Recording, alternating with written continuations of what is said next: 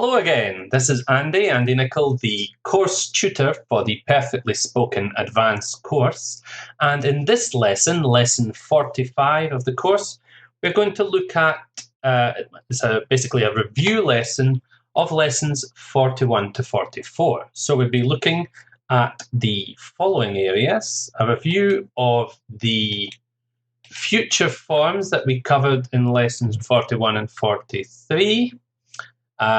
We'll look again at the phrasal verbs with up and down from lesson 42, and the vocabulary of words from other languages, from French and other international languages from lesson 44. So here we go. First of all, future forms from lesson 41, and we're going to rewrite some sentences. So you have a picture here of a woman with her dog, and the sentence is, are you taking your dog with you when you go on holiday? Sorry, that should have a question mark at the end. So using will would be, will you be taking your dog with you when you go on holiday? Will you be taking your dog with you when you go on holiday? We can use future continuous, that's will, verb to be, and verb plus ing to make polite requests, or to polite inquiries, sorry, in this case. Okay, second one, picture of an art gallery here. I'm visiting an art gallery later this afternoon, so this is an arrangement. So using the verb visit, the infinitive without to. So to talk about plans and arrangements, we can use present continuous. We can also use the structure going to. Very often, I'm going to visit an art gallery later this afternoon. This is an intention. Present continuous is a bit more fixed, it's organized, it's an arrangement. Going to is more of an intention, but we can kind of use them sometimes interchangeably, if you like. Okay, here's the next one. Picture of a theatre. Women are sat in the stalls and the seats at the front of the stage. So the sentence is, the performance is due to start at 7 o'clock. It's scheduled to start at this time. So we're using the verb start in the form starts. And so remember, if you are talking about timetabled events, a scheduled event, we can use present simple. It's the only time we can use present simple for the future. And so we can say the performance starts at 7 o'clock. It's a timetabled event. Okay, next one. The girl's studying for exams. Do you need me to help you with your homework? And we're using the form needing. Again, remember we can use future continuous to make a polite inquiry. So we could say, will you be needing me to help you with your homework? Will you be needing me to help you with your homework? Okay, and now we'll look at some of the future forms that we looked at in lesson 43. Again, we write the sentences. So as a family is sitting down, and Dad's going to tell us one of his hilarious stories. So the daughter, she's telling her husband, you got to listen to this. My dad's really good at telling stories, funny stories, jokes, and so on. So he's going to do it right now using about. So we can say, Dad's about to tell us one of his hilarious stories. Dad's about to tell us one of his hilarious stories. You better listen. Okay? Next one. We've got the bus here, and the bus is scheduled to arrive any minute. Okay? Any minute now the bus is going to arrive. Using due, we can say, pause the recording, obviously, if you need time to think about it. We could say the bus is due to arrive any minute. The bus is due to arrive any minute. Okay, picture of a classroom, the teacher overlooking the children doing a project, some kind of design project. A teacher is about to tell us who won the design competition. So she's literally going to give us the result any moment now. So using point, again, pause the recording if you need time to think about it. So a teacher is, we want the expression that means the same as about to. We're going to tell us literally any minute, is on the point of telling us who won the design competition. Our teacher's on the point of telling us who won the design competition. Okay, so that's it for future forms. Now let's look at some of the vocabulary areas that we talked about. So from lesson 42, phrasal verbs with up and down. So here we go. After a long flight, I like to go to the bathroom and wash my face to make myself feel a bit better. I'm usually a bit tired and so on. After a long flight, I like to go to the bathroom to, so phrasal verb with up or down. And the answer is freshen up, to freshen up. That means to kind of wash yourself so that you feel a bit more awake, a bit more, a bit fresher, as it were. Okay, next one. He walks so fast, it's impossible to walk at the same pace as him. He walks so fast, it's impossible to, phrasal verb with up or down. Pause the recording if you wish to think about it a bit longer, and the answer is to keep up with him. To keep up with someone means to be able to maintain the same pace, speed, or whatever as another person or persons, to keep up with. Next one. The police have managed to reduce the number of suspects, the people who they believe may have committed the crime, to 3. The police have managed to, now this is a phrasal verb meaning to reduce the number of possibilities. So again, pause the recording if you need time to think. So maybe they had 20 suspects or so on at the beginning. Now they have only got 3. So the police have managed to narrow down the number of, that should say suspects, not suspects. Excuse the typo there, to 3. Next one. The cat was able to approach the bird very quietly before pouncing.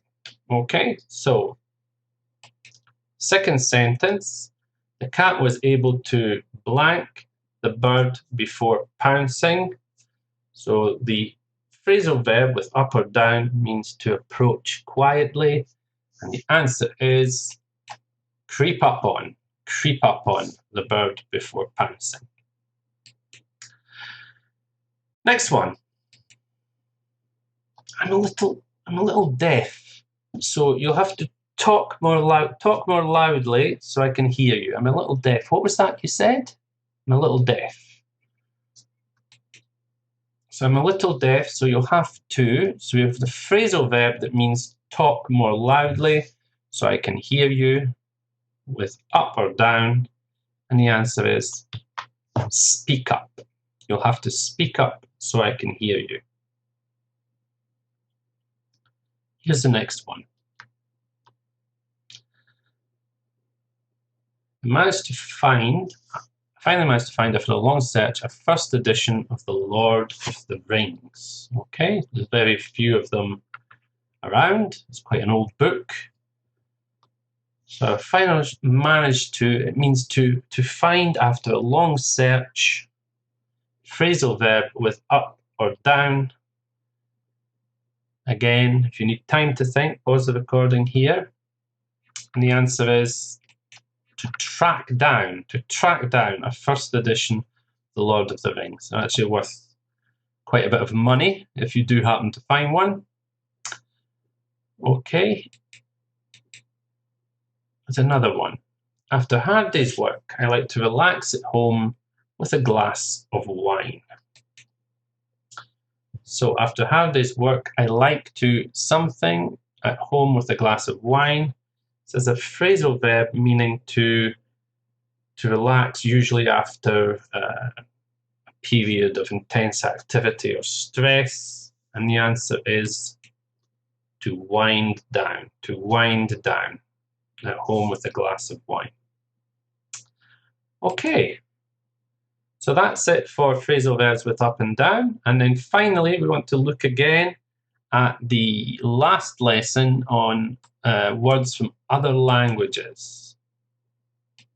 And we're going to start with words or phrases from French. So here we've got carte blanche, déjà vu, entrepreneur, fait accompli, faux pas, and fiancé.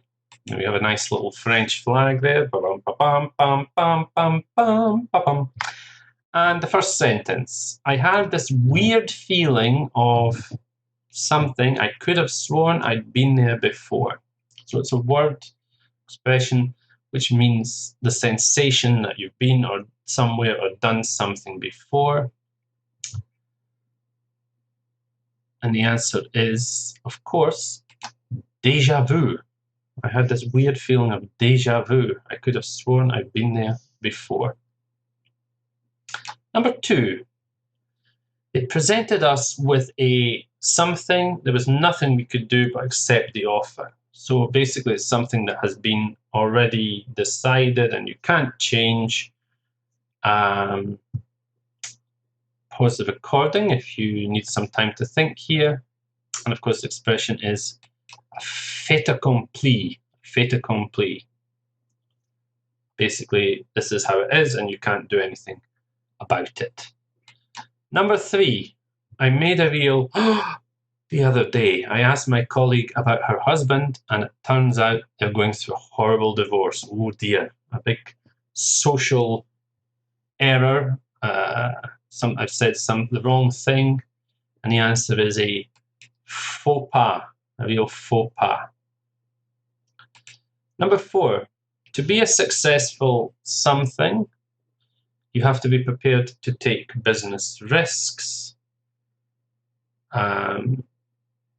So people who start their own businesses, etc. The answer is entrepreneur. To be a successful entrepreneur, you have to be prepared to take risks.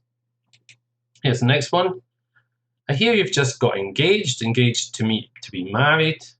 I'd love to meet your. So for a woman, the man who she is engaged to be married is her fiancé. Fiancé. And the last one. I'm sorry, but you don't have something to do whatever you like. And the answer is, of course, the last remaining one, carte blanche. Carte blanche means that you are able to do whatever you please. If you don't have carte blanche, it means that there are some things that you still have to, rules you have to follow, etc. You cannot just do whatever you want, okay? Carte blanche means you're allowed to do what you want. So that's French. Let's put French to the side and let's look at some other languages, words from other languages, which we covered in the last lesson. So here we go. If you can complete the sentences with the correct word. We've got aspirin, karaoke, marmalade, mattress, mosquito, and origami. And here's the first sentence. There's a new something bar opened in town. You can sing along to your favourite songs. personally, I like to go to these kind of places. I like the sound of my own voice. I'm very fond of singing. And the answer is karaoke, karaoke bar. In Japanese, karaoke, remember, means empty orchestra because it's no instruments, etc. It's just you singing and along to the music. So karaoke bar. Next one. I think I need to buy a new something for my bed. The old one's getting really uncomfortable. So the base of the bed, the thing that you lie on, originally they used springs, but now it's just with things like memory foam or whatever to fill them. And the answer is mattress. I need to buy a new mattress for my bed. The old one's getting a bit uncomfortable. Okay, here's the next one. I love to have some orange something or other on my toast for breakfast every morning. So it's a spread, fruit spread made from citrus fruit from Portuguese. And the answer is marmalade. Very similar also to the Spanish mermelada, which is jam. Sorry, I should have said that mattress, in fact, comes from Arabic, I believe, the previous one, number 2. Okay, number 4. I bought a book on something the other day. I learned to make loads of animals out of paper. So we're looking here for the word of the Japanese art of paper folding, which is, in fact, origami. Origami. When I was younger, I actually used to make little pigs and things like that out of paper. I did an origami book myself. I haven't done it in a long time, of course. Number 5. Have you got any cream? I'm covered in something bites from a little insect. Answer, of course, is mosquito bites from Spanish. Literally means little fly. And then the last one, something's a really good painkiller, but it can be bad for your stomach. And of course, it's the remaining word here, aspirin. Aspirin is in fact originally from German. Okay, so that's it for this review lesson. I hope you found it useful. The next lesson will be lesson 46 in the course. And it's on a grammar area, and the grammar area is passives. The passive voice, looking at advanced features, obvious of it. So it'll be, as I say, it's lesson 46, and again, with me, Andy Nicol. So I hope you found the review lesson useful, and it refreshed your memory of the language areas we've looked at over the last few units. So please do tune in to the next lesson on the passives. Thanks for listening, and bye-bye for now.